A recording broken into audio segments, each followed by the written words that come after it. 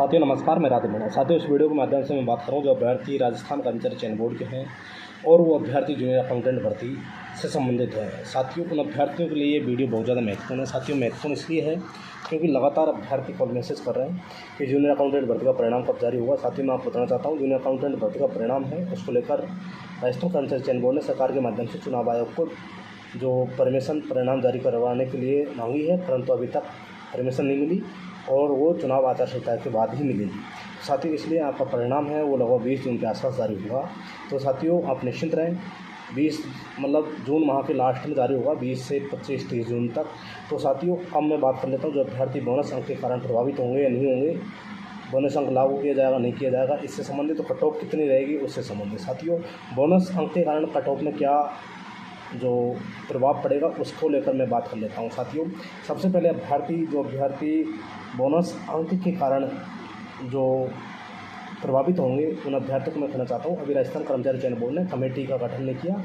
जैसे कमेटी का प्रस्ताव पारित होगा उसके बाद में उस पर निर्णय लिया जाएगा। तो साथियों अभी तक कुछ नहीं हुआ, आप निश्चिंत रहें, घबराएं नहीं, और जो भी होगा अभ्यर्थियों के, बेरोजगारों के, युवाओं के हित में होगा, निश्चिंत रहें। अब साथियों मैं बात कर लेता हूँ कट ऑफ कितनी रहने जा रही है, बोनस अंक के कारण कितनी बढ़ेगी और बोनस अंक नहीं दिया जाएगा तो कितनी रहेगी। एक मोटा सा अनुमान है उसको लेकर मैं आपको बता रहा हूँ। साथियों सबसे पहले मैं बात कर लेता हूँ जो अभ्यर्थी सामान्य वर्ग के हैं उन अभ्यर्थियों के लिए यदि बोनस अंक नहीं दिया जाएगा तो लगभग उनकी 55% से ज़्यादा नहीं जाएगी, 55% के अंदर ही रहेगी। और ओबीसी के हैं तो लगभग 54 से 55% के बीच में, और इसी तरह ईडब्ल्यूएस की 54 से 55 अंक के बीच में रहेगी। अब मैं बात कर लेता हूँ जो एमबीसी के हैं उनके 48 से 50% के बीच में रहेगी, और जो अभ्यर्थी एससी के हैं उनके 47 से 50% के बीच में रहेगी, और जो एसटी के हैं उनके 45 से 48% के बीच में कट ऑफ रहेगी जब बोनस अंक नहीं दिया जाएगा। ठीक है साथियों, अब मैं बात कर लेता हूँ जो अभ्यर्थी बोनस अंक के कारण जो प्रभावित होंगे कट ऑफ कितनी बढ़ेगी उस पर भी मैं एक प्रकाश डाल देता हूँ। साथियों बोनस अंक के कारण जनरल की कट ऑफ जो 55 आती उसको बढ़कर ये लगभग 58% 59% तक पहुँचने की संभावना है, 58% के आसपास। और इसी तरह जो ओबीसी की जो कट ऑफ है वो लगभग 57%, 56-57% रहने की संभावना है, 57 के आसपास। इसी तरह ईडब्ल्यूएस के भी लगभग 57% रहने की संभावना है, और जो एमबीसी के हैं उनके 51 से 52% रहेगी यदि बोनस अंक दिया जाएगा तो। और एससी की कट ऑफ है वो 50 से 52% रहेगी, और जो एसटी की कट ऑफ है वो 50-51% रहेगी, 50 के आसपास यदि बोनस अंक दिया जाएगा तब।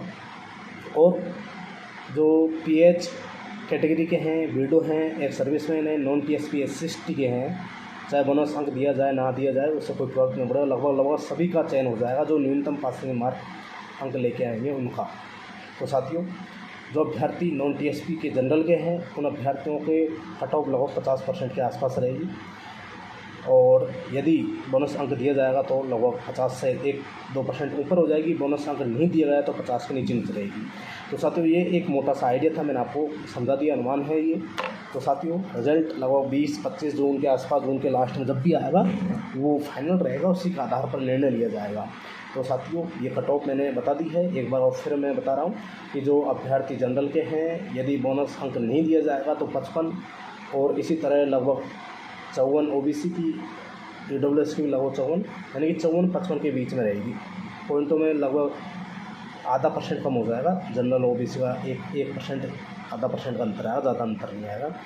और एमबीसी की कट ऑफ है वो लगभग 48 से 50, एससी की 47 से 50, और एसटी की 45 से 48% जब रहेगी जब बोनस अंक नहीं दिया जाएगा।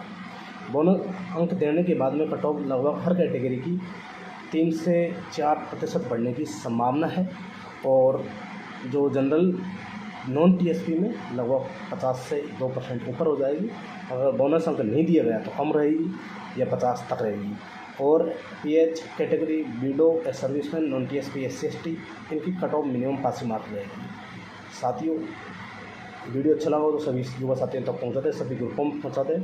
ये एक छोटा सा अनुमान था मेरा, और सभी जो अभ्यर्थी हैं उनके कॉल मैसेज आ रहे थे, कमेंट्स आ रहे थे, उसको लेकर ये वीडियो बनाया है। एक छोटा सा अनुमान है, अच्छा लगे तो कमेंट करें और धन्यवाद दें, और नहीं अच्छा लगा हो तो फिर आपकी मर्ज़ी। थैंक यू, जय हिंद, जय भारत।